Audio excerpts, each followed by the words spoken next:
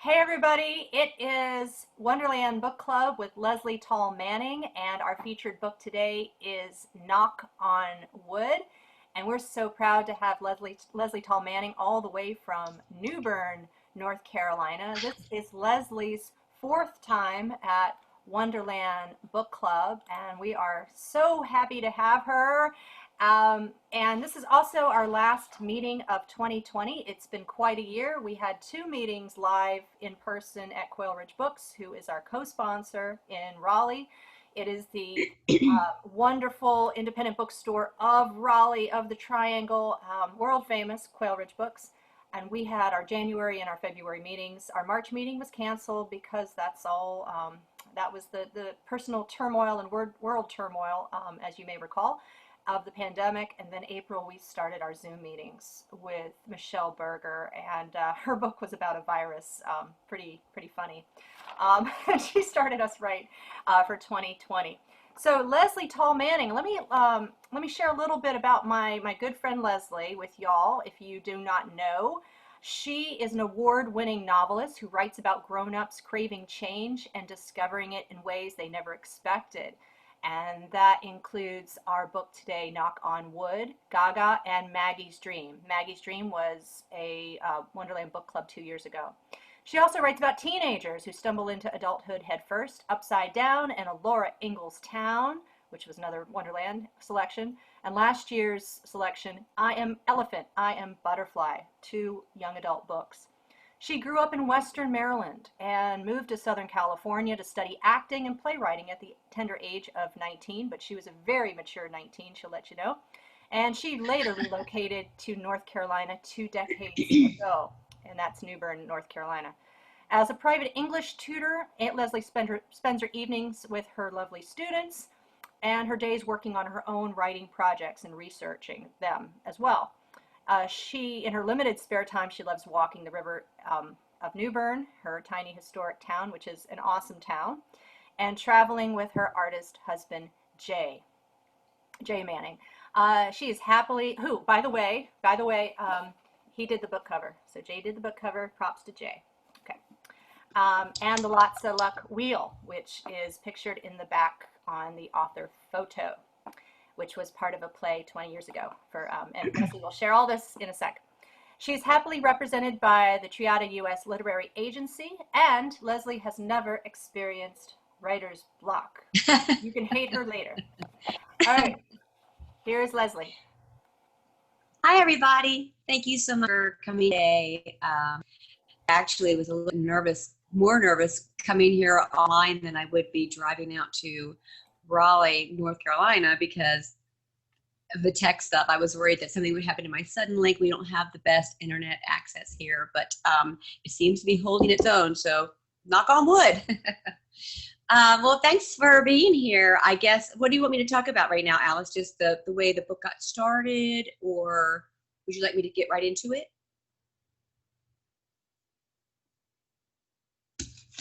And speaking of, excuse me, I was muted myself. Okay, here we go. I said we can start with a poll, Leslie. Oh, thank you. Let's do a poll. Sure. Okay. Oh, wow, that came up. Can you see it? So who's your favorite character? Yes. All right, let's see. Everybody it says put their answers in. I can't vote. No, you can't. Ooh, the numbers are going up. Oh, no, I do have a. I don't think I can vote either. I love that you did this. This is fantastic. Yeah, you gave me the idea. Sherry. I love it. Aww. They're all my children. Yes. You're going to give some of them a complex. Oh, I see a few not liking some people.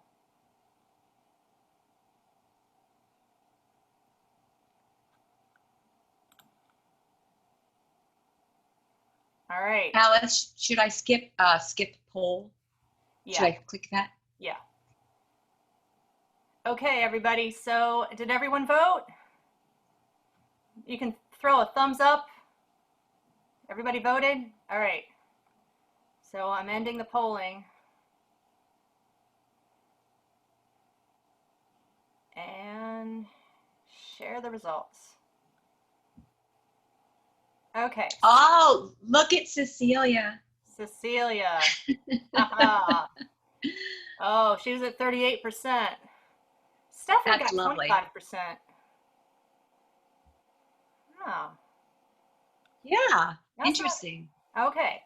All right, so let's see. We've got another poll here. Um, Let me see. Polls. Oh, maybe that won't work. Hold on. Oh, stop sharing results. There we go. And then here we go. Who is your least favorite character?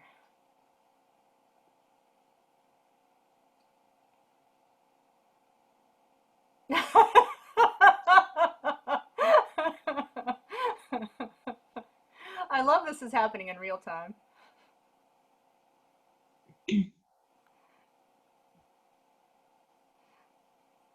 We may end this poll pretty early here. I can't see it, but I can guess. Yeah, I know. I'll give it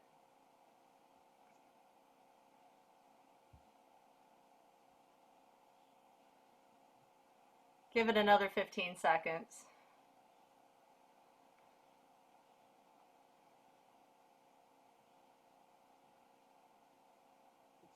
Okay, I'm going to close the poll, everybody. Looks like a tie. Hmm. Oh.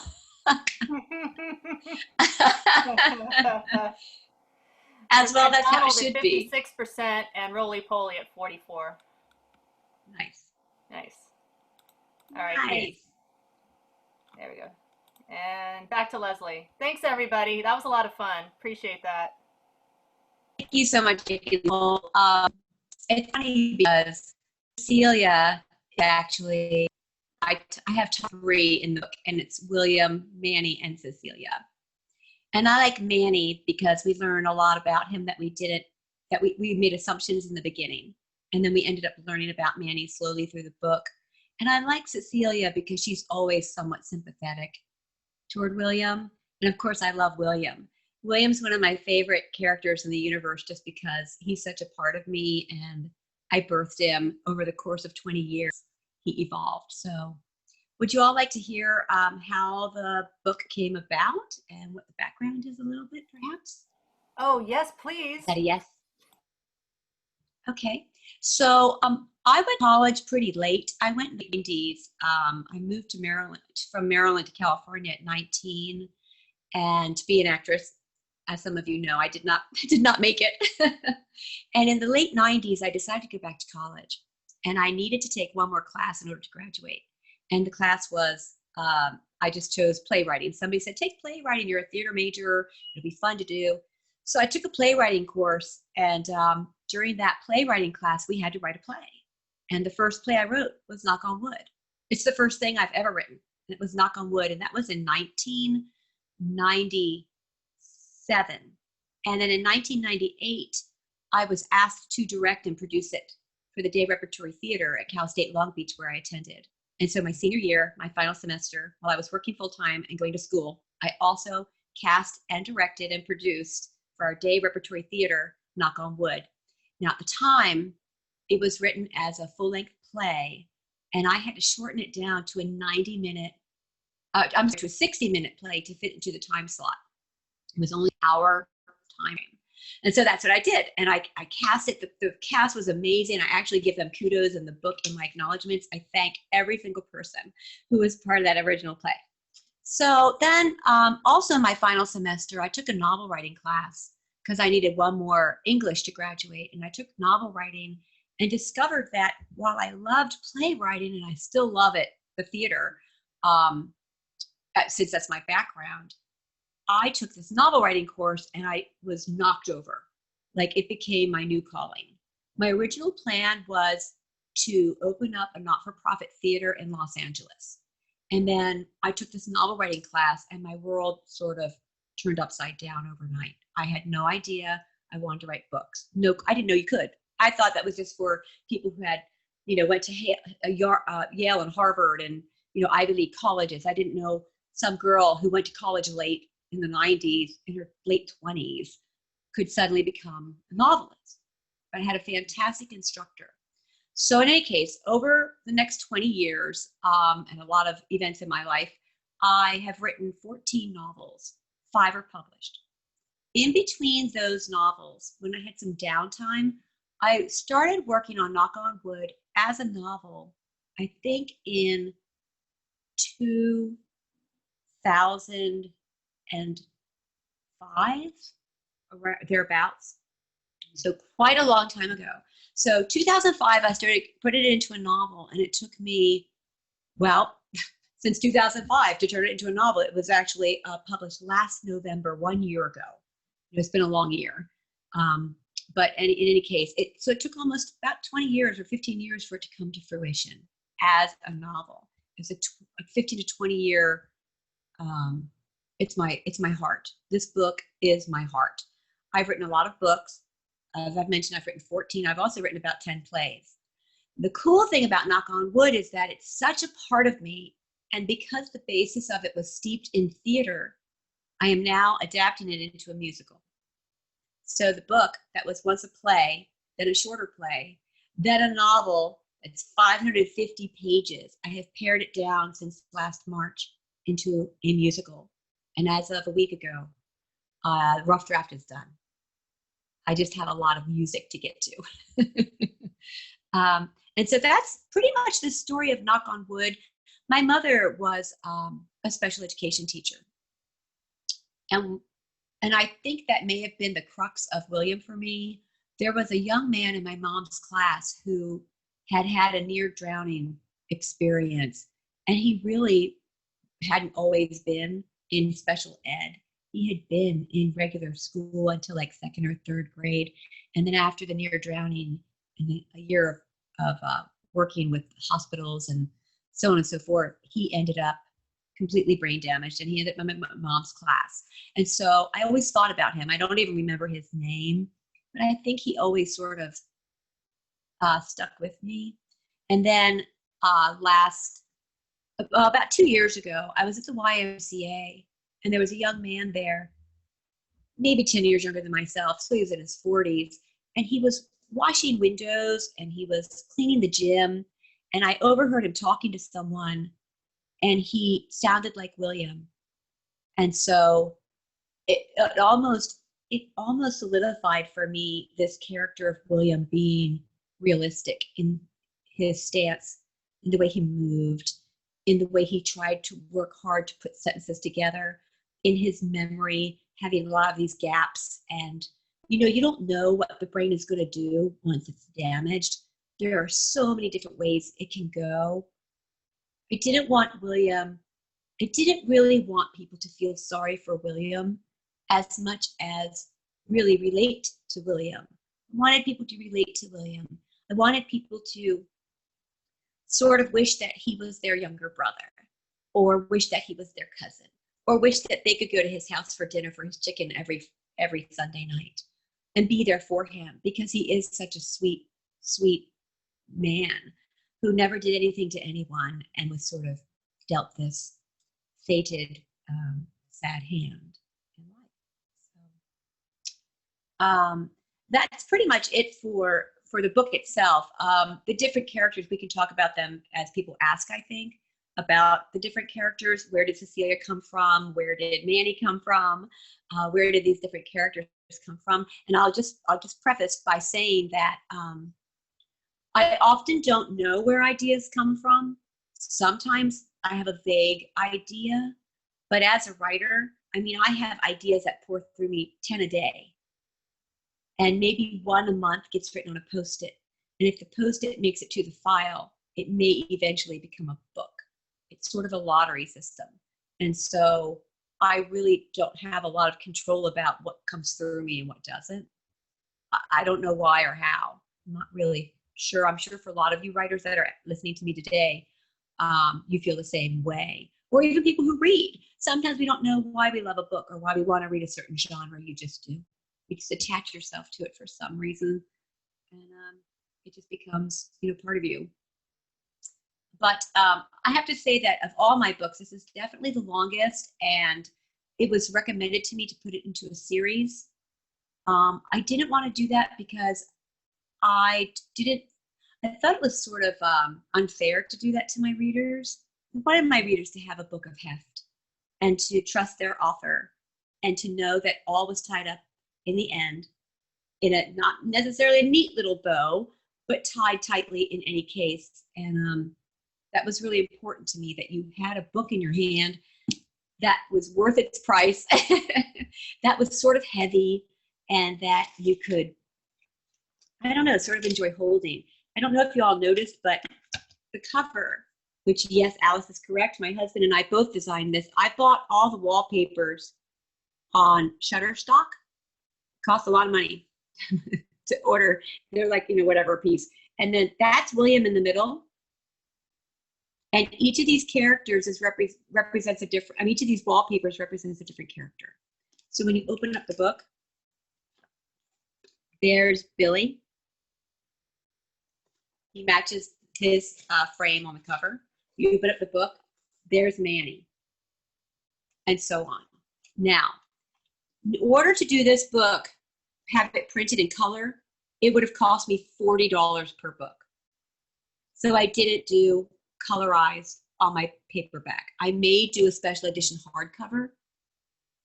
The Kindle version, all the digital versions come up in color. So you see this matched to each character more closely. When you're seeing it in black and white, it's definitely more subtle, as you can see. And there were specific reasons why I chose each one for each character. So William in the middle of a disco ball, obviously, and everybody revolves around him. And then here we've got, let's see, here's Manny. And I chose those colors for Manny because, as you know, he's gay, and the rainbow represents that. And also because all the colors in Haiti are very bright and a lot of stripes.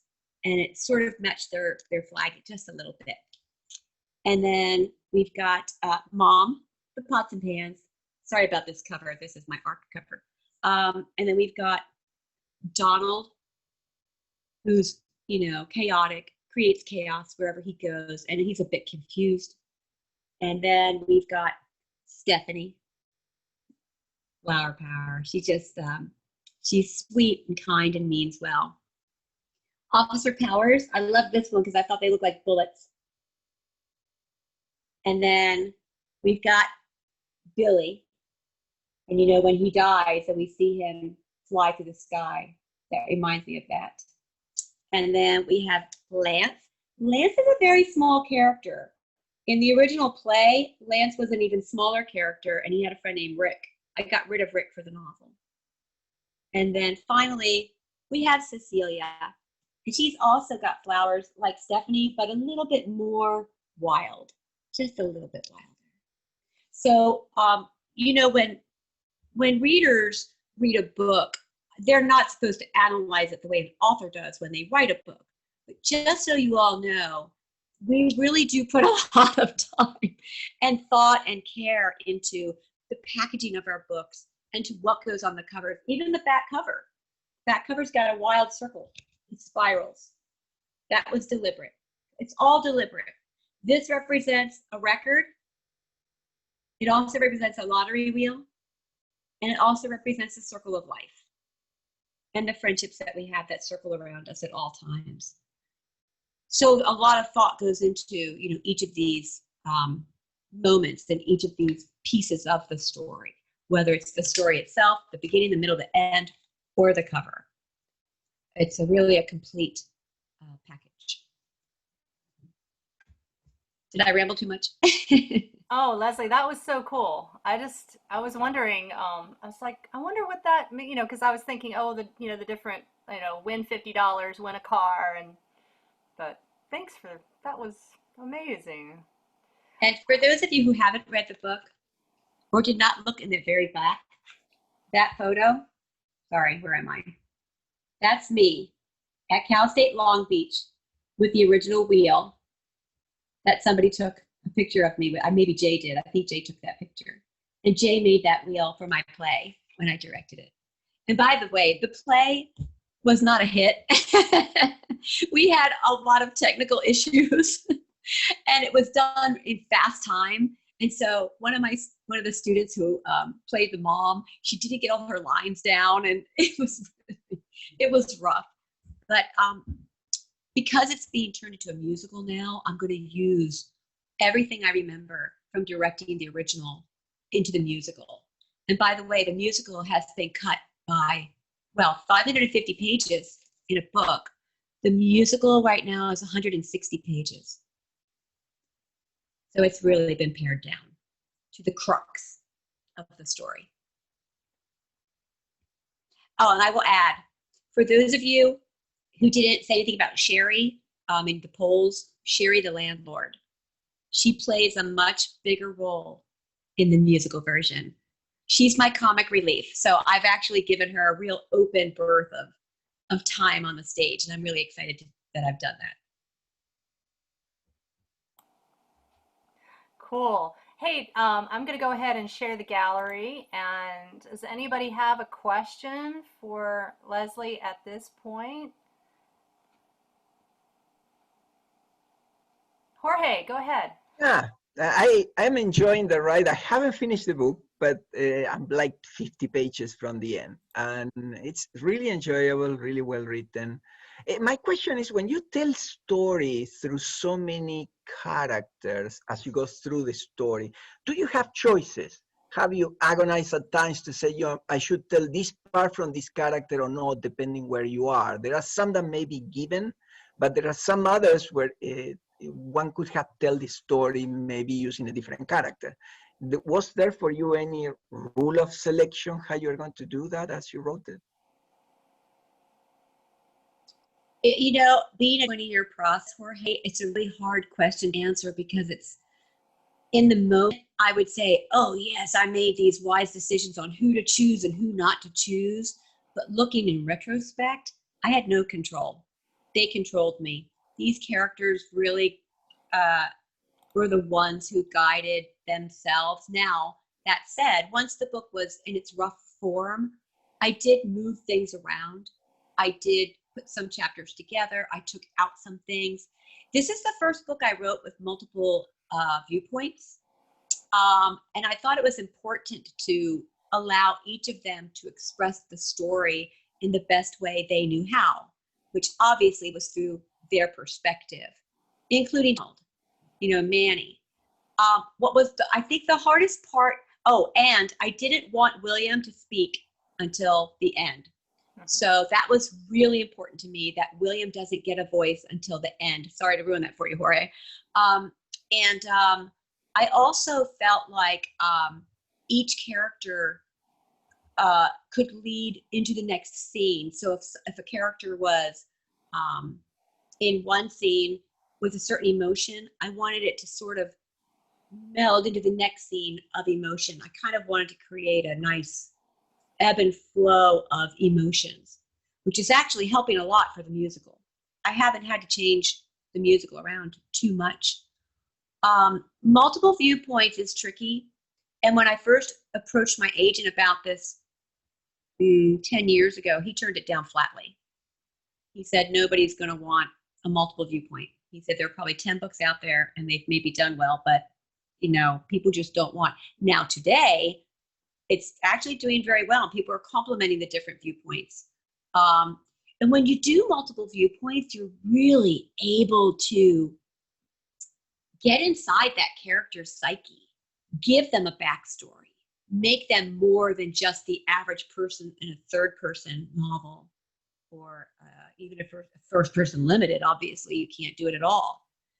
So to be able to open up into different characters was just my choice. I just wanted that to be the way it was. I just wanted each of them to come to life in a way. And they all did for me. They all came to life. Thank you, Leslie. I should say that it's very well done considering the number of characters. One of my favorite books that year that it came was All the Way Down by Nick Hornby. It's about a group of people, I think there's like 7 people who make a suicide pact. And the whole book is what happens between that year and the next when they are supposed to do it. And your book actually is even more ambitious, but it's actually very well done. When it works, it's great. When it doesn't, you lose the reader somewhat. And I think that's the accomplishment. And I really wasn't worried. Thank you. I really wasn't worried about it too much. You know, a goal of an author, of course, is to please their audience, but you got to please yourself first. And I had to be true to my characters. And in so doing, it became, you know, all these different perspectives. As I Lay Dying, by William Faulkner is one. Yaya Sisterhood. Divine Secrets by Rebecca Wells is another. There are quite a few that have gotten away with it, had 3, 4, 5, 10 characters speaking. So I had fun. It actually was a lot of fun. Hard, but a lot of fun doing it. Leslie. Hello there, Leslie. You know how you know how much I love this book. I've read it twice. And you mentioned that Lance was one of the minor characters, but to me, he was one of my favorites. He was the moral compass. He seemed to love Billy William more than anybody else, and he was just the epitome of kindness. And the accountant in me went back and counted the number of chapters everyone had. Other than the house and William, Lance had only 5 chapters, but in those 5 chapters, you created one of the loveliest characters I have ever seen. I loved William. Did you do that on purpose? Did you limit him to 5 because you felt that you could show his kindness in just 5 chapters? No, it was not deliberate. I just needed him to say what he needed to say. And you know, I'm a writing tutor. And what I tell my students is, if you have something to say and you can say it in a sentence, okay. If you have something to say and it takes 100 pages, but you've made it clear and it's not, you know, overwritten or it's not redundant, then okay. It's really whatever the requirement is of that character. It's whatever happens in the moment. So I think what I had said was that Lance wasn't a minor character in the book, but he was a minor character originally in the play. In the play, he had like 10 lines. And he had a best friend named Rick who had like 10 lines. And then in this book, I actually expanded Lance a little bit and got rid of Rick altogether. Well, I like Lance too. Yeah, he's true to the end. He's a true friend. Beautiful character. Thank you for him. Thank you. Thank you. Thanks, Beth. Hey, Leslie, so we have 2 questions. Our first one is from Janine, and she put this in the chat, and you may be able to see it too. She says, why is the book named the way it is? None of the characters said knock on wood, and she was expecting a character to say that. Thanks, Okay, Janine. so knock on wood. Thank you, Janine. Knock on wood is that old saying, knock on wood for good luck. And that's really where it came from. And in the early days of my reign, I don't think I was as good with titles as I am now. That's the truth.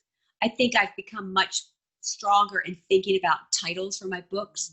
But knock on wood still worked years later. I didn't want to change the title from that. Plus the fact that Donald always says Woody, like he's got a head of wood. And so he calls William Woody. So knock on wood has a double entendre. And then the famous remake of the 1960s song in the 1970s by Amy Stewart called Knock on Wood. When we're done with this today, be sure to listen to it on YouTube. Amy Stewart with 2 eyes in Amy. And she redid Knock on Wood, and I'm hoping to use that for my curtain call in the musical. I have to pay for my music. Cool. Great question. Thank you, Janine. Thank you, Janine. And then Alice Irby asked a question, is that William can do many things, but one thing he struggles with is setting the table. And she asked why he never learned how to do that. And also, Alice mentioned that you did, extensive research consulting a number of doctors and scientific sources. So I think she was commenting on your research. Yeah, I read a lot of diaries. Okay, so I read a lot of diaries from parents who had brain damaged children. And something that happens is oftentimes not oftentimes, in some of the stories I read, some of them could remember like these really difficult things. They could remember math equations, or they could remember every song to every disco. I mean, every lyric to every disco song or whatever. But they couldn't remember that the damn fork goes on the left. It just escaped them. When you have brain damage, you just don't know what's going to happen, what part of your brain becomes damaged and why, and what stays and what leaves. Remember the movie 51st Dates with Drew Barrymore, where every day she woke up, and it's a true story.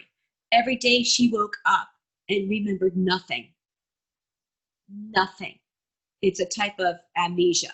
And every day she remembered nothing, and her husband stayed beside her through her entire life to help her.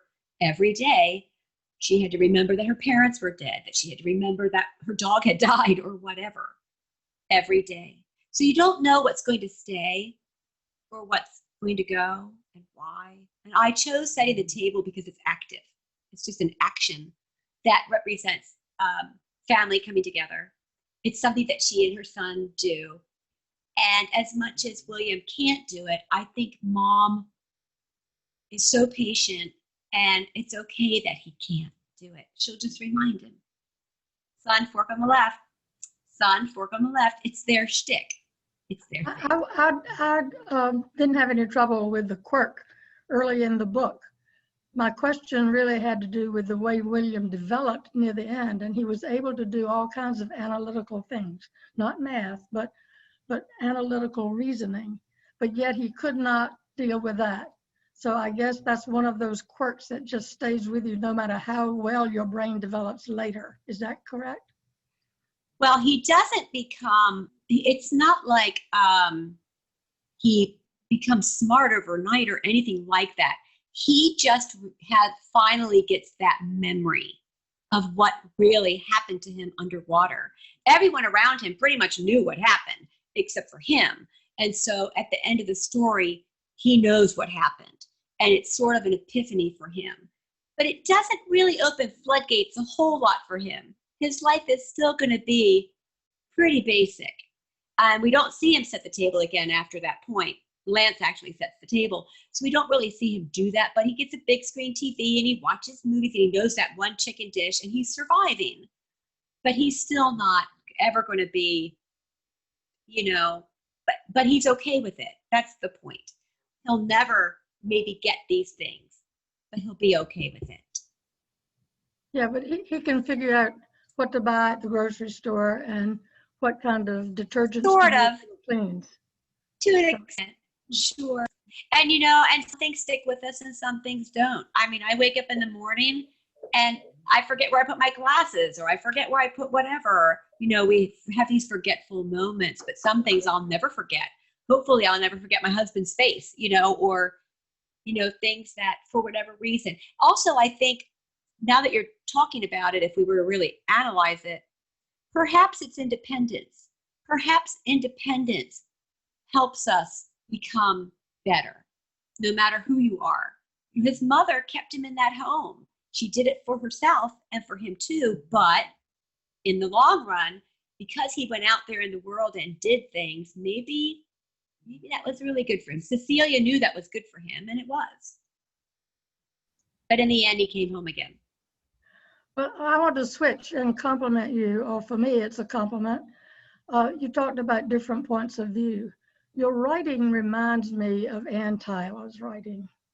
And I thought she was a really good writer.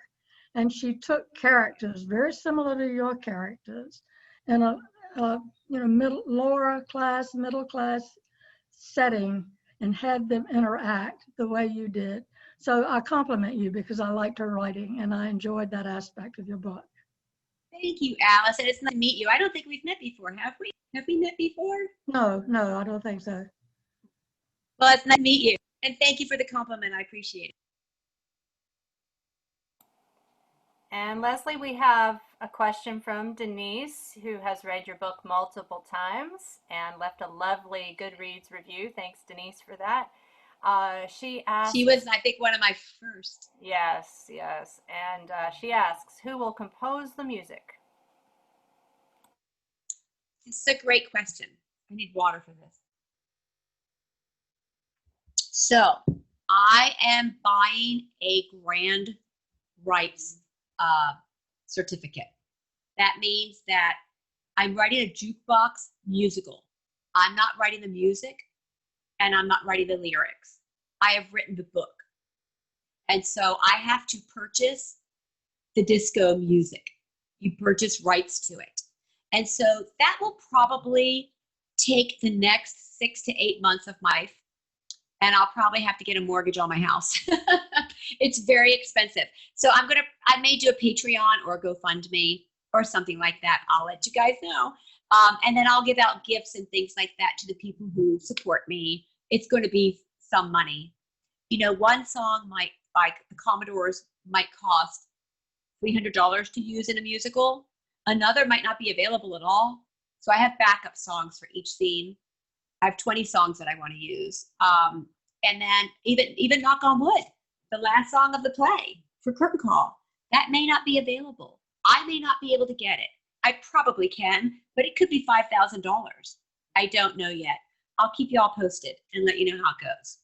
But yes, it took a lot of time to figure out what song goes where, but it's coming together. I'm really excited. And I'm really excited to see it on stage one day. Thank you, Denise.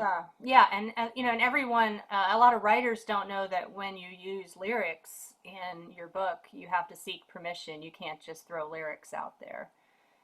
You always have to check with. No, and some people believe that if you thank them or if you put this was taken from the blah blah blah, it's not enough. You have to get permission. You have to. I mean, unless they're dead. If it's Edgar Allan Poe or Aristotle, or Benjamin Franklin that you're quoting, it doesn't matter, or an old song. I think it's over 80 years old. Is the copyright? Do you know, Alice? I don't know when it. Yeah, I think it was in the 20s. I think all these songs from the 20s, it's copyright free. I think it's 70 right. years. They're coming back. 70 years. 70 years, okay. I think. Thank you. And when you get a song or you quote lyrics, we had a lawyer talking about that at some point. You have to get permission by the company that owns the song, not by the songwriter, like MI Records or whatever. People get confused. I think they can ask the author of the song. That's not how it works. That's correct. And the number one songwriting holding company is oh my God, not Samsung, what do you call it? Sony. It's Sony Warner. They're the largest right now. There used to be about 15. That it's like the publishing houses, and it became 5, and now there are like 3 that hold all these songs. So I won't have a hard time finding. I've already found the publishers for most of them. It's just I just don't know the price yet. So I'll keep you posted. Cha-ching. Cool. So Leslie, Tracy has a question for you. Tracy, why don't you go ahead and unmute yourself? Hi, Tracy. Can you hear me? Yeah. Yay! So, Long no see. I know, I love it. My usual question is what's your favorite sentence from the book? But can I tell you mine again? I found it. Cecilia, as soon as the first time I read her and I met her, I loved her. I was like, girl, I want to be with her. I want to spend time with this girl. Ooh. Even though I don't spend a lot of time in strip clubs, I'm not judging, just saying. But the sentence, Tasha needed her 3 hits of smack a day so she wouldn't toss her cookies backstage. I just love that sentence. It made me crack up. And then the other one is, when Donald's getting, or not Donald, that's a Freudian slip.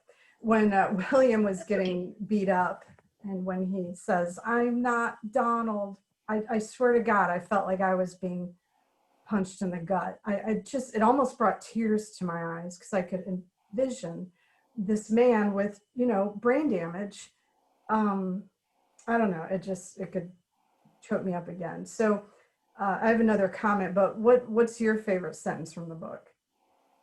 I can't find at this moment, but maybe one of you can. It's the line by Manny when he talks about life being a world of debt. If I owe Joe and Joe owes me, and it goes back and forth until the debt is paid, and this is how life is. And I sort of have always seen things as a scale, that if a friend does something for me, I immediately feel like I should reciprocate or pay it forward. But in any case, somehow that's that balance of life that I do believe in, that the yin and the yang, I guess some people say. And it's almost an OCD thing in some ways, because I actually feel unbalanced physically or emotionally when I know I owe somebody something and I feel like it needs to be reciprocated. Yeah. So that's probably my favorite line. Yeah. Thank you for asking. Yeah. I should really nail that down. Well, the other thing too is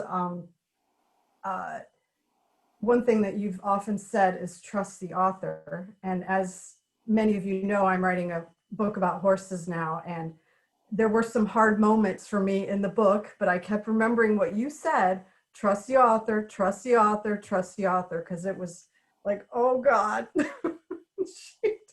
So, but it was, so I do appreciate that. And I do appreciate, as an author and just as a reader, all the research you did. Because again, with my background in psychology, I'm like, someone's taking someone that, has traumatic brain injury, and are they really going to do this justice, or is it just going to be some trope, type of thing? So I appreciate you doing the research on that and making it thank you. realistic. And by making it magical, right. By the same token, by adding the magical, realistic elements, it sort of takes you on a journey that was unexpected. Yeah. Do you know what I'm saying? I mean, if you have, it's hard to explain, but like a Forrest Gump, or like a Five People You Meet in Heaven, you're not quite sure where it's going and how is this all going to end. Well, I like that. That's the journey of reading for everyone. You step through the Chiffon Road doors and you go into Narnia. Oh my gosh, what? Well, what happens when you get there? I really like that idea of not knowing, but of trusting the author, that they'll give you a payoff.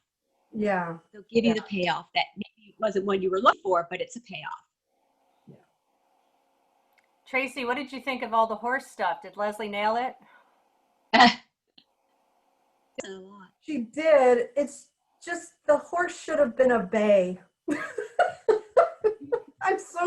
I don't know. I wanted to use a paint.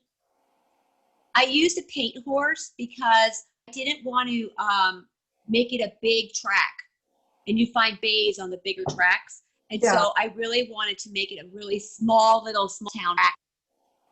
The feel of cars that carts. So I didn't really want to big track. So I chose the paint horse because I went online to horses, and I thought that they do race, and they're such a beautiful breed. Yeah, they are. I did have help at. I have an ex friend.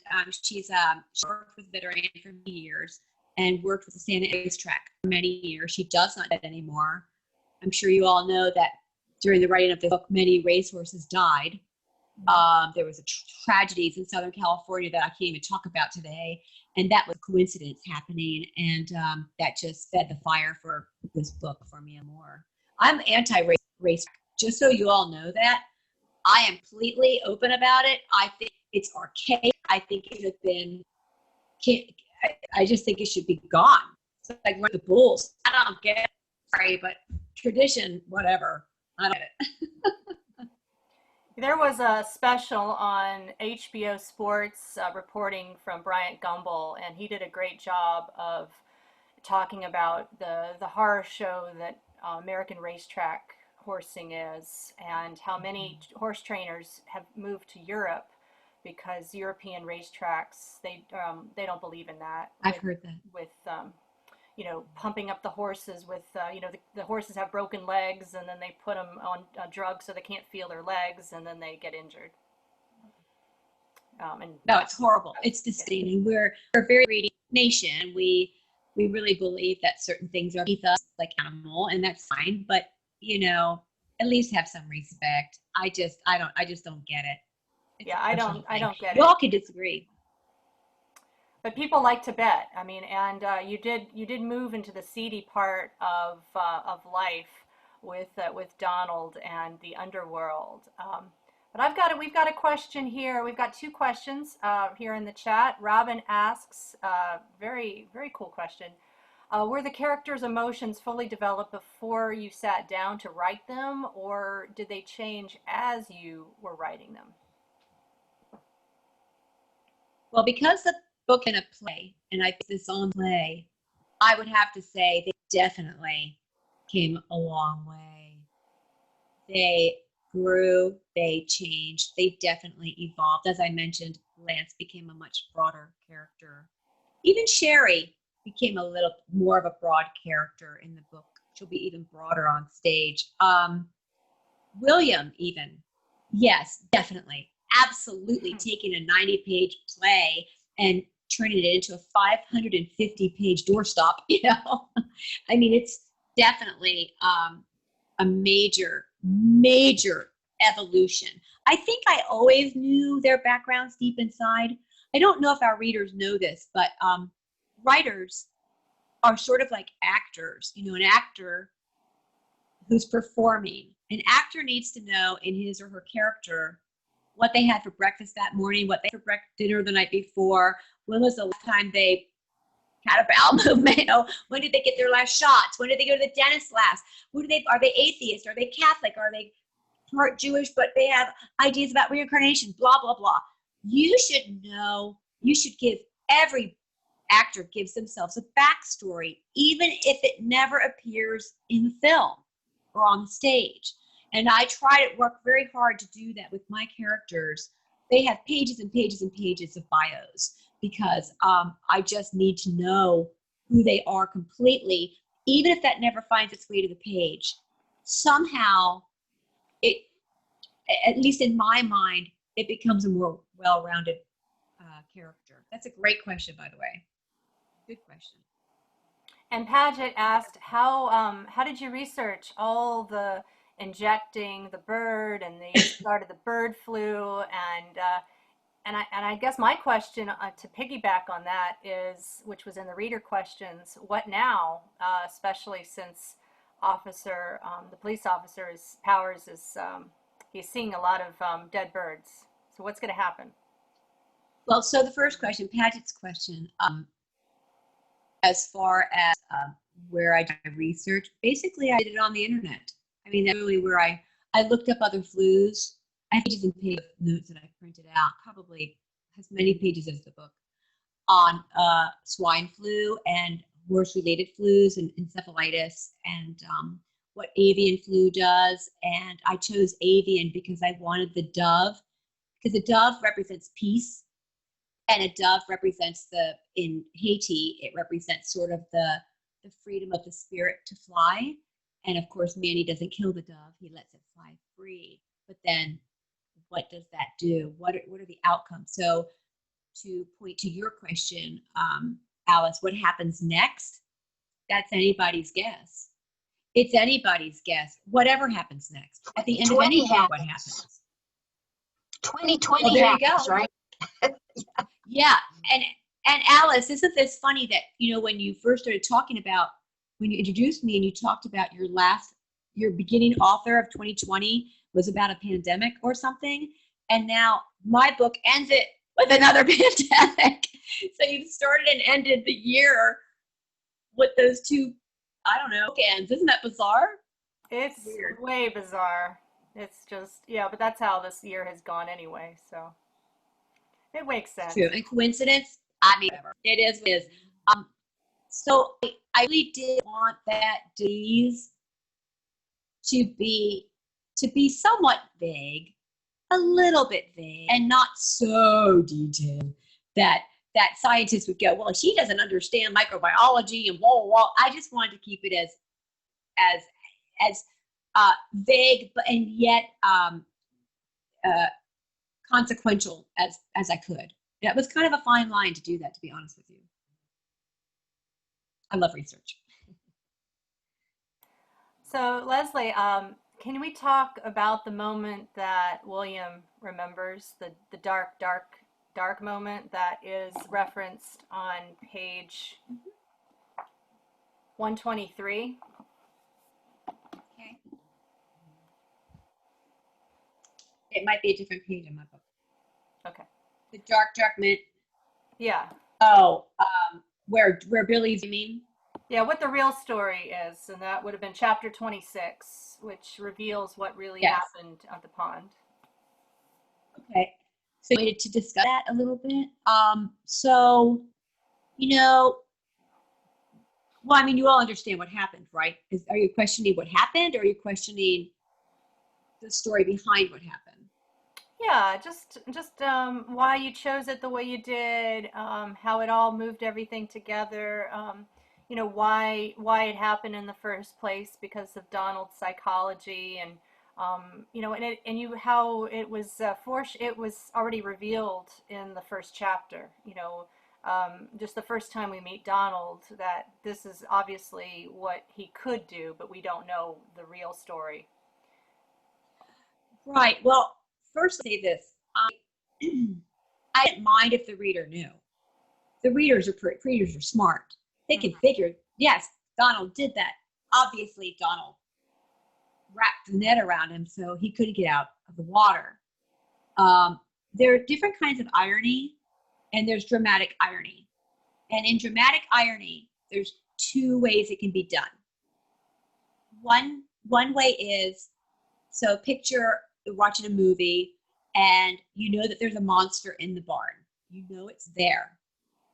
And the girl in high heels and miniskirt leaves the scary house and goes back to the barn. And you're going, don't go. There's a monster back there. Don't go. But she goes anyway. But there's another kind of irony where nobody knows what's back there. She doesn't know, and the viewer doesn't know either. And that's just as effective, not knowing. Don't go back there. There could be something there.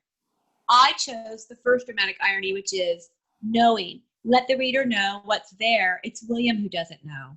William doesn't know. He doesn't know, and it's really important that he figure this out for him to sort of be released and move forward. He needs to get unstuck a little bit. And so as far as Donald, so I love my sisters. I have to preface, I have 3 sisters. 2 are older, 1's younger, and I adore all of them. We used to fight like hillbilly boys. We were kids, but now we're very close. But my oldest sister, I remember my mom saying that when my second sister came along, my oldest sister used to walk around the house saying, I should have been an only child. Things got way worse when she came along. Why can't I have that? Because I was an only child. If I was an only child, I'd get to have this, and that. She's not like that now, but she was like that as a child. And I kind of had that in the back of my mind for Donald, that it really wasn't so much Donald being born mean. Donald was just jealous. He was jealous of the little boy, the little brother, who he was good at racing, he was good at swimming, he could hold his breath a long time, he got the cute girl, he had mom's affections, which is a whole other dynamic, and that happens too in families. And I wanted Donald to be really, really angry and sad about that. And he was both. He was angry, and of course in the scene with Manny, when he and Manny meet in the kitchen, we see his frustration and his sadness kind of come to the forefront. So I wanted Donald's backstory to be sort of this, I didn't want you to feel sorry for him. No, it was okay if you did. And I didn't care if you hated his guts. That was fine. It was more that he was there because he is being used as one of the reasons that William is the way he is. This didn't happen to William by something he did. It happened to William because of someone else. Somebody else changed fate for him for his whole life. And William was saving Donald because Donald got stuck his arm in the net, right? That was fake. Oh, No. Okay. That never happened. No. No. He convinced that's what happened, but it didn't. Oh, okay. So that was a fake out, and then the real thing happened. Right. And there were hardly ever, I don't know if you caught this, but there really weren't nets on those. I had them say it in the book that there really weren't nets down there. People didn't really fish there. There was a dock and kids swam there. There were some old pilings, but there really weren't nets. So where'd that come from to start with? Oh. That will always be a question that, maybe Donald pre-planned it. Maybe it was premeditated. We don't really know for sure. That's pretty sick. Yeah, but it could have been. Very jealous. And well, look in the end when mom writes the letter and calls William 2 times in the book, she calls William her favorite son. She does. First time when he's on the stretcher, Mm-hmm. and again in that letter. Not that mom's to blame, but mom wasn't perfect either. No. Mom was a bit of an enabler. And mom was the great protector, but maybe she should have allowed William to be a little more independent. Mom tried her best, but still she wasn't a perfect mother by any stretch. She did her best. All are just her best. Sometimes we say things that we maybe shouldn't have said out loud. Because little ears hear. Did mom? The father also leaves too, which is unfortunate. Did Yes, mom? and I never wanted him to be a part of this story. Okay. Go ahead, Denise.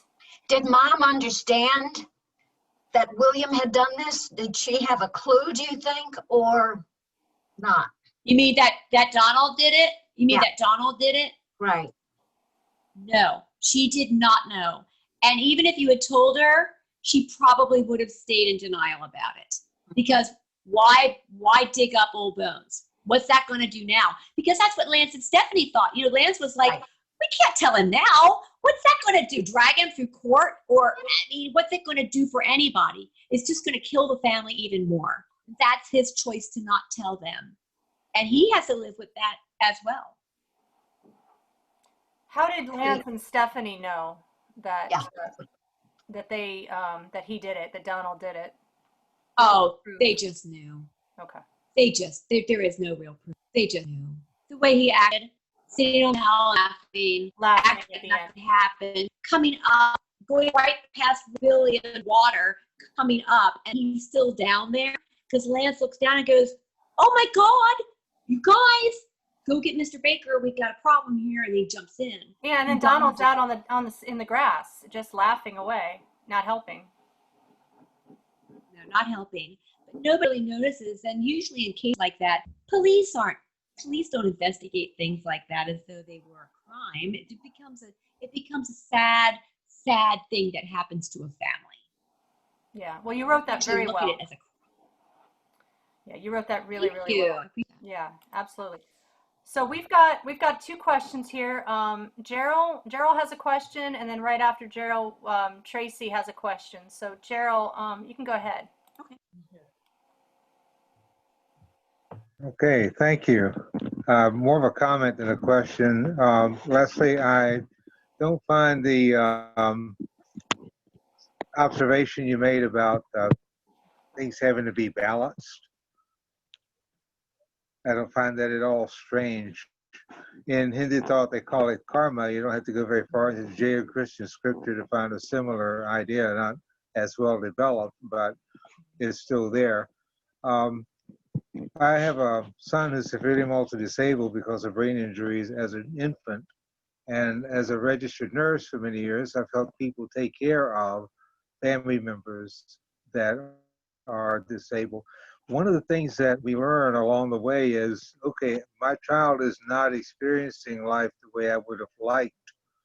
I'm not experiencing life with this child the way I had envisioned, but is my child happy? Is my child well cared for? And in their own way, no matter the disability, in their own way, they can be very happy and have a fulfilled and fulfilling life. And the nature of brain injury is such that, I know in Jonathan's case, he ended up being a scatter of ages. He clusters around age 2.5 to 3. But it depends on what you're looking at. Sometimes he'll really surprise you what he's able to do and what he's able to understand.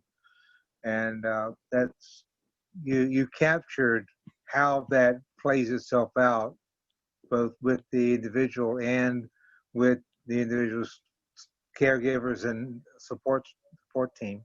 You captured that very well with William and his family. Just wanted to compliment you on that. Thank you. Thank you, Gerald. I take that to heart, hearing from somebody who you know relate to Stan. I appreciate that.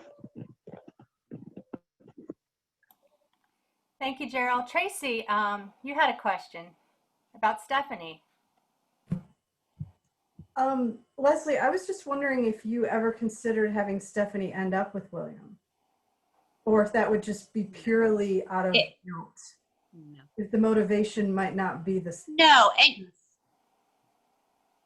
no, I never crossed my mind for a minute, because Stephanie, can you hear me? You're kind of a little jumbled. Stephanie may have loved William as a child when he was Billy, but years have gone by. Right. I don't love him that way anymore. You know, even Celia makes it clear that there are many ways to love, and not every way has to lead to a wedding, and not every way has to lead to family. There are lots and lots of ways to love one another, and that actually becomes the crux of the musical version, is that there are so many ways that we love each other. Yeah. So no, it never crossed my mind for Stephanie to fake it. And for Stephanie, I mean, she loved the little boy he was. Yeah. She's moved on. Yeah. And I didn't know As if we you do. heard ad nauseum the parallels between this and Forrest Gump. I didn't know if you wanted to avoid that altogether. I don't compare books to other books ever. I don't think about that. I had actually written the paper before I ever saw Forrest Gump. So Yeah. there were no connections for me in that way. You know, I dated, it's funny, I didn't think about this while writing the book, but I dated a young man whose father was a minister many years ago back in Carroll County, Maryland. And I was a senior in high school. And he was a real goody two-shoes, so we didn't quite click because I was not. But he was a really nice guy, and he really liked me, and we got along great. We dated 2 or 3 or 4 times. And then we stopped dating, and then I moved to California, and then when I was about 20, my mom got in touch with me and said, I can't remember his name now, and she said that he had been hit by a car while he was on his bicycle.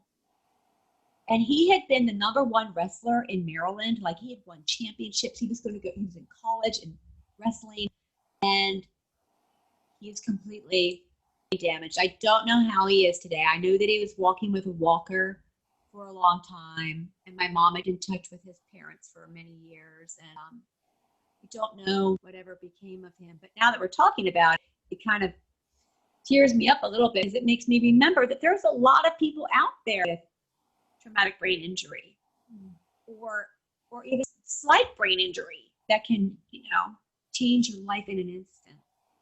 Instant. But I would have never gotten back with that young man. I mean, that's in my past, and he was king of the day and whatever. We move on, we grow up, we change, life moves on. Yeah. And again, the motivation, if she did Tracy, I was just did that make you? I was just going to say that make you not like her. If she did end up with him, the motivation might be primarily guilt. And if you're in a relationship with someone because of guilt, that ain't going to go well. Yeah, she would have never done that. Yeah. She was too, no, she wouldn't have done that. Question. These are such questions, guys. Thank you. Leslie, I have a question about Billy and how he evolved, and if he's part of the soul, if he's part, he's a ghost. Who is Billy? Finally. Yes, I know. I was saving that one. So for those who know me very well, or at least read my books, got to know me that way, read Dream. I'm a very an admirer of Carl Jung and his theories of collective consciousness and the dreamscape. And I have, for the last probably 20 years, sort of believed that, Alice, you disappeared. Yeah, I'm right here. There you are. Okay, just your picture popped up. I sort of believe that your mind has its own entity, that once we're gone, it is its own, the consciousness lives on to an extent. So I was able to take that idea and sort of separate Billy from William by that route, which is why in the book, Billy is able to do some things on his own without William. In the musical, that's not going to happen at all. It's a different story that way in the musical. But in the book, I was able to do it. I wanted Billy to have his own powers. Even though he's a part of William, he can also separate from William. So yes, in essence, he's a spirit, but really he's his consciousness. He's part of the consciousness that William was at the age of 14. And I'm imagining that he leaves because now that William understands the truth of what happened, what Donald did, and that he was able to confront his antagonist. Exactly. And most of our antagonists are really eternal anyway. And I think William needs to come to terms with what really happened, and that it wasn't his fault, and that you can still have the best life.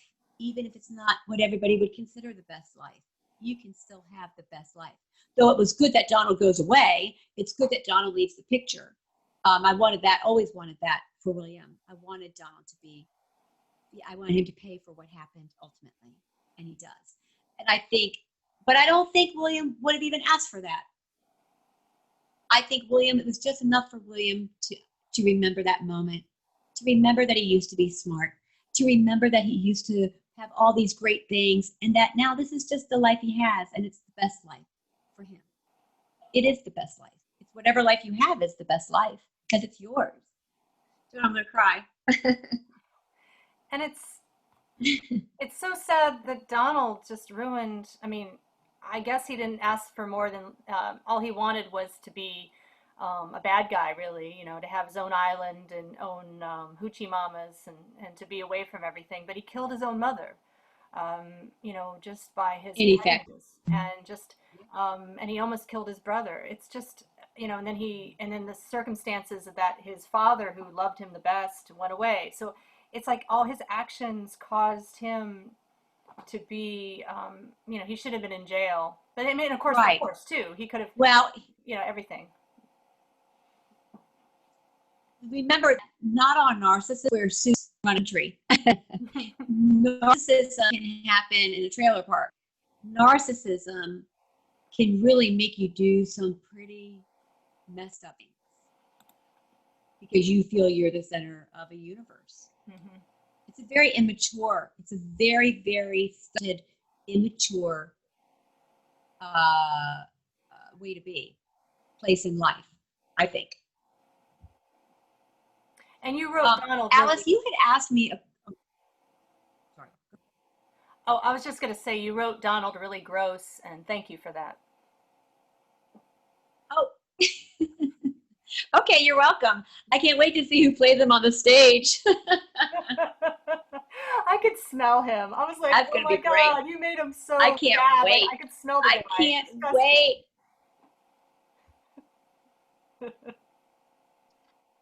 I was wondering what happens when Donald gets out of prison. I thought about that. And he could get early even. Honestly, I don't think it really matters because I think that now that William is surrounded by his entourage and they formed their own little family of sorts, I don't think Donald's going to be able to come close. I don't think so. And you know, when you get out of jail anyway, you've got a parole officer and you have to stay in a certain whatever. And I didn't get into it that far. You can come up with your own ideas, but no, it's okay. The next, 10 to 20, he'll be gone, so it's all good. Phil, you had a question for Leslie. Go ahead and unmute yourself. Yes, okay. It is not being a writer, being a reader. I sometimes wonder why things are, some things left in, some things included. And Donald was a prominent character, even though he was disgusting, as Alice said. But I wondered why at the end, I was looking forward to hearing a recap from him and being, what he's like, what it's like in prison or something like that, what he was thinking then. Because every other character at the end of the book there, that had their own point of view, we heard they each had a statement at the end. And I wonder why you didn't include Donald, just to keep the mood light, or that was what I wondered about. No, that's not a great question. That was very deliberate, and I was very close to writing an end chapter for Donald and changed my mind because he didn't deserve it. I like that. It's that simple. He did not deserve a final word. William deserved the final word. That's cool. That's cool. Leslie, I think now's a good time if you'd like to wow us with a reading. Sure. Alice, before I read, you asked me a question when we talked yesterday, and I just thought I would talk about that for very briefly. Yeah, go ahead. You would ask where does the book take place? Mm-hmm. Is it, and a lot of people have asked me that because there's a subway and there's, it's kind of southern, but we're not sure. So it's anywhere USA. It's anywhere USA. Hmm. I wanted each reader to sort of come up with their own idea of a place. That's all. Okay. Yeah, you're the opposite of me. Anywhere I want to be in a specific city. I want like the specific road. I got to find like where my specific character actually lived, like the actual address. Yeah, it's right. And in Gaga, I do that. Yeah. Because she travels to each forum and each venue, and so I do that. I do that in Gaga, and I do it a little bit in Upside Down. Yeah. But I deliberately kept this vague. It's most of what you see is deliberate. Most of what you're questioning is deliberate. There's always going to be some happenstance, some incidentals, but I'm not going to read a really long. Yeah. Thank you, Leslie. I'm not going to read a long part, but it's when Billy flies into the air. It's my favorite scene. I don't know how they're going to do it on stage. It'll be up to the director. So this is Billy's perspective.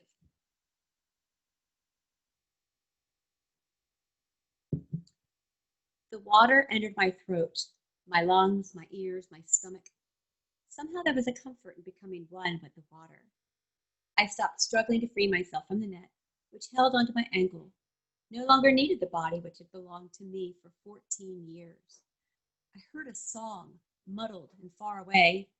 My head turned toward the sound, and a smile crossed my lips. In what seemed like a moment of instant magic, I broke free from the net and zipped through the water like a dolphin on the wonderful world of Disney. I breached the surface and exploded into the air. Holy moly, hot ravioli! I can fly! My arms stretched out like a giant bird. I soared over the trees and up to the clouds on my belly, my side, my back. I performed loop-de-loop, spun in circles, dove in and out of the jet stream. My fingertips nearly touched the wing of a lazy hawk. I flew so high. Then I looked at the world below me. Lance, Mom, and Dad were like little ants crawling around. And there was Stephanie, my girl, kneeling on the dock. Oh, how I loved my Stephanie. I'm going to marry her, I thought, as I soared over her head. I'll ask her on her 18th birthday. That's the right age to do it. And she'll kiss me with her bubblegum-flavored lips, and I'll spin her around and around on the dance floor until the sun comes up over the biggest disco club in the city. We'll have babies and watch them grow up to become little pieces of me and her. And they'll live with us in a big farmhouse on the other side of town with our horses and chickens and garden. But for now, I was flying like a bird. I didn't have wings for feathers, but I was still doing it. Up in the air, Junior Birdman, up in the air, upside down. Up in the air, Junior Birdman, get your wings up off the ground. From the sky, I watched the scene below. What was happening down there? Why couldn't they see me fly? Look up here, guys. Look what I can do. No one noticed my flips and fin twirls, my loop-de-loop, my air dives. Fear, like too much mud after a flash flood, slid into my belly. 2 men in white jackets carried a stretcher to the dock. Did someone get hurt while I was busy showing off my silly bird tricks? The weight from the fear in my belly forced me to drop a little, and that's when I saw what the fuss was all about. On the dock lay my bluish body. The men pushed and prodded, their quick hands pressing against my chest, turning me on my side, then strapping me onto a stretcher and placing a contraption over my face. Mom pressed her hands against her eyes. Dad shouted at one of the ambulance drivers, his heavyweight hands moving violently through the air. The man ignored him. Lance ran behind the stretcher. Donald sat engine style on the horse blanket. And Stephanie! There she was, still kneeling on the dock, staring into the water. I watched as her tears fell into the pond, distorting her reflection. I flew down and landed beside her, placing my arms around her waist. I'm sorry, I told her. I didn't mean to. I squeezed her so tight, I knew it would be hard to let go. So tight, I never felt the darkness as it overtook me and dragged me to a place I'd never known before, a place I'd never want to go back to again. That's the scene.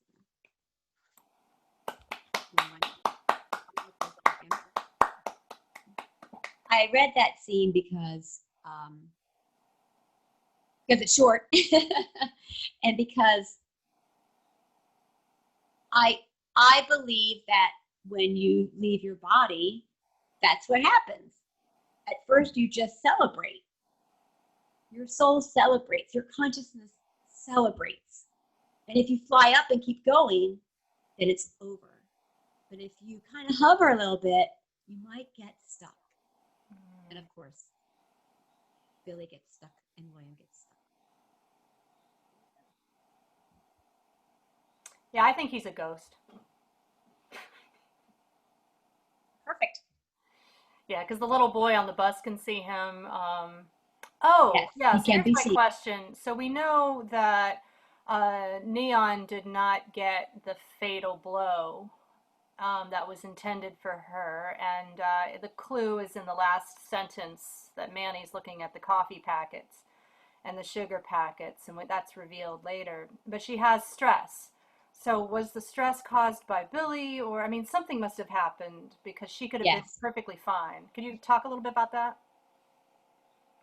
Yes, I made sure that the stress really wasn't about Billy as much as me having an intuition that something was going really wrong. Something bad was happening to her, to the aura around her, whatever it might be. She recognized that something was wrong, and it sort of compromised her immune system. Gotcha. Mm-hmm. Yeah, because she could see Billy, and then she could see, she could probably see all those dark thoughts of her skin falling off, or I don't know, some dark. And Mia says in the book something about when a horse is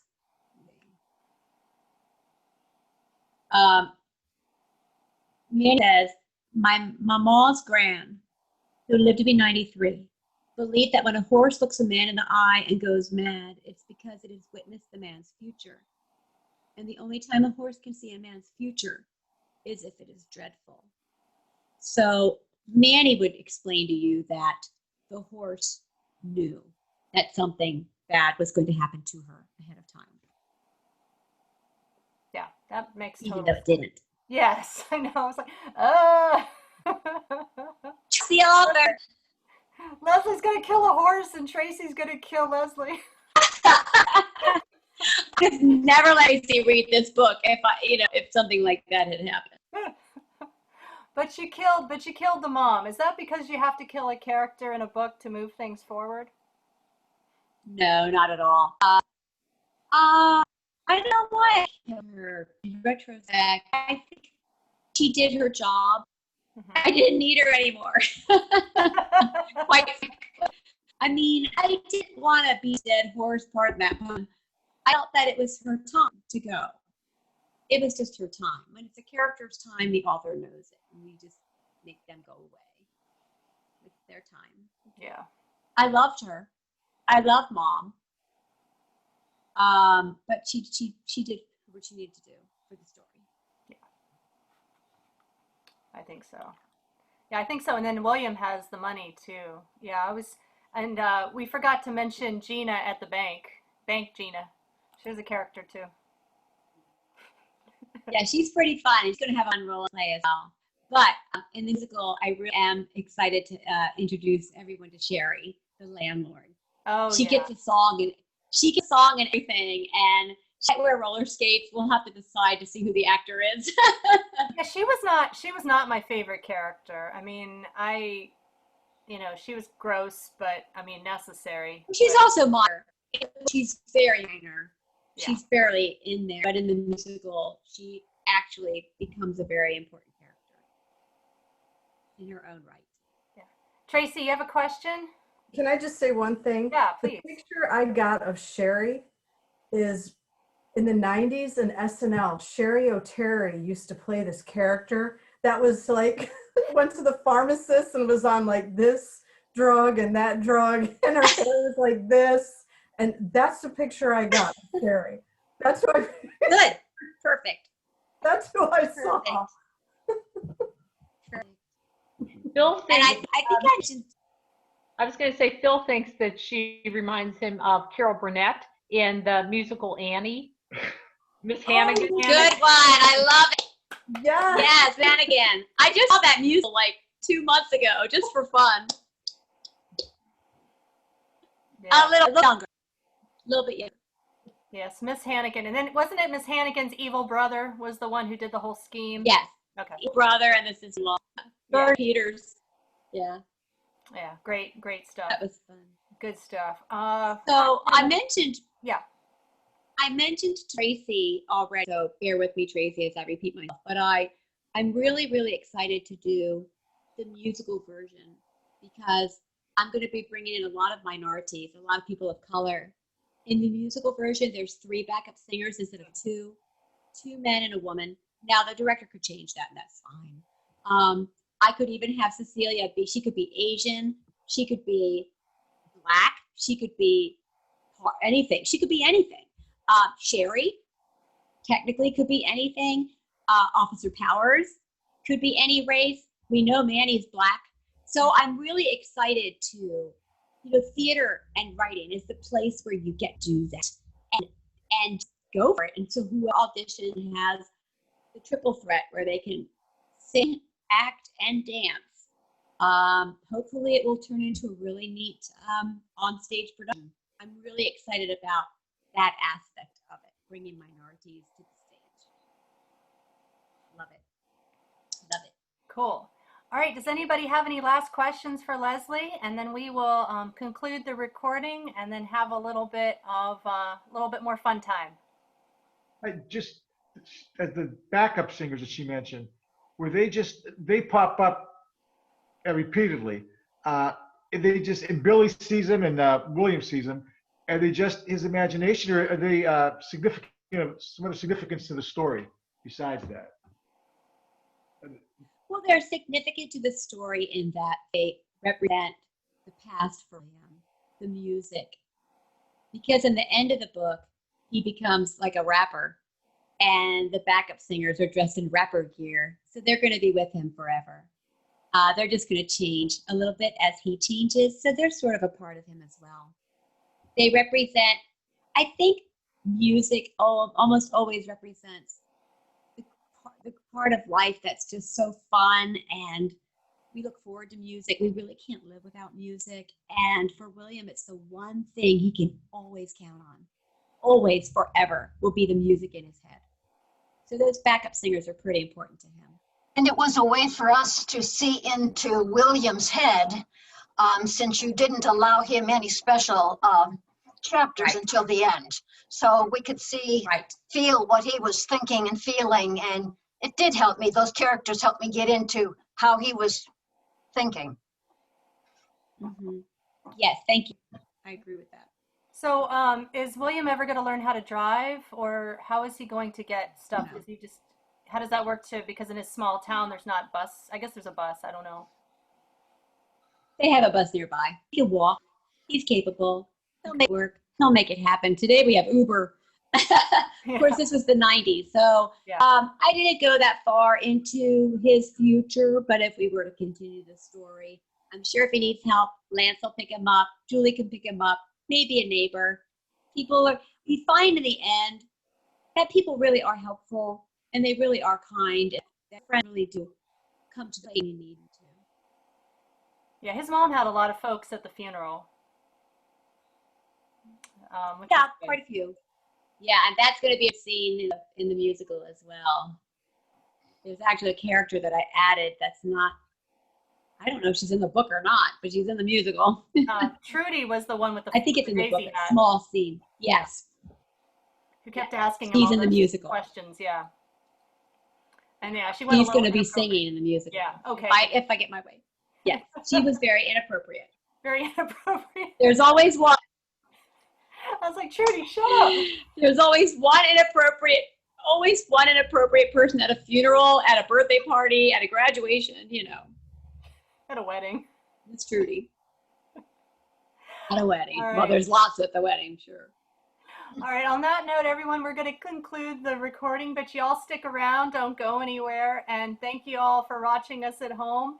And this was Leslie Tall Manning. She is out of New Bern, North Carolina. We were privileged to have her for her 4th time at Wonderland Book Club for her masterpiece and award-winning novel, Knock on Wood, soon to be a musical. Watch for it. And last but not least, where can you get Knock on Wood? Well, Leslie, we can get this book at Quail Ridge Books. Just request it, and you take it away. Absolutely. Yes, you can get it all books. So always support small bookstores, your e-bookstores. It's really important to do that. If you read on a Kindle, that's fine. You get it from Amazon. You can get it Barnes & Noble. You can get it Apple. All those have downloads that you can get. You can also get it at your local Wake County library. It's now on the shelf there. I think they have 10 copies, so there's one at each library. And the New Bern Public Library also has it, and Havelock will have it soon. So, yep, it's starting. I mean, you can get it anywhere. If you have any questions, if you want a signed copy, the books that I send to Quail Ridge will be signed. You'll be able to purchase those there if you want one for a Christmas gift or something like that. I also have a new book coming out in the spring. It's called Girl Falling, and so be on the lookout for that one. It's a young adult. All right. Sounds good, everybody. See you in 2021. Thanks, everyone.